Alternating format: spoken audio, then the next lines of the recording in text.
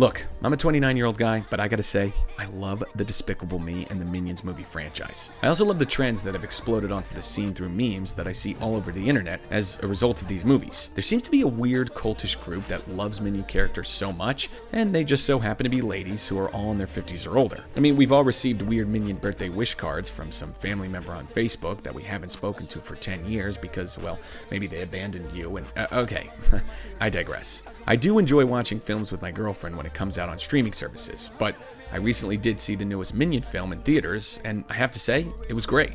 I laughed, I cried, and overall I saw some great animation.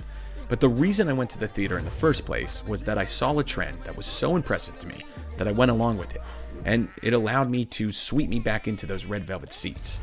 So I want to talk about that trend in this video, because here on Memology, we break down how certain memes create waves in cultures, and how it affects society as a whole. So in this case, we're going to be talking about the rich Minion trend, how it got millions to go back to the theaters, where the song and idea came from, and how meme marketing trends are more powerful than any other form of marketing. But before we get started, join the channel if you like to hear topics like this, because that's what we do here at Memology, and we want to give you more great content like this, so consider subscribing as well. So, unless you've been trying to invent a freeze ray gun, steal the Eiffel Tower from Vegas, or planned on stealing the moon, then you may have seen this crazy gentle Minion trend that's been going all over the internet for the new Minions movie that came out earlier this year. Rich Minion was a song created for this film by the artist Yeet.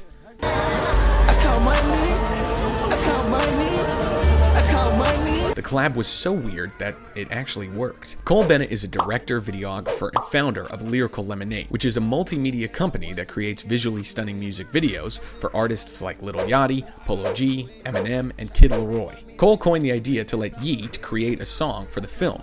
And we've seen this with other films, where famous pop and rap artists will create songs for a popular film, like Sunflower from Post Malone and Sway Lee for Into the Spider-Verse, and recently Doja Cat's song Vegas for the new Elvis movie. So it's been achieved before, but I think what was special about this artist is that he was up and coming. He wasn't a mainstream name, so the producers of the film took a risk by letting essentially a nobody write a song for a kids movie, but that's definitely not his market. A lot of these business guys think in analytics, so it wouldn't have been bad of them to want to go with a safer route and find someone a little more relevant to that demographic. And at first, they didn't like the idea, but as they had time to think about it, they came back to Cole, who pitched them the artist, and they said, this may be a genius idea. If you want to hear more about the story, he talks about it in a Hot Ones interview. Definitely check him out and his work.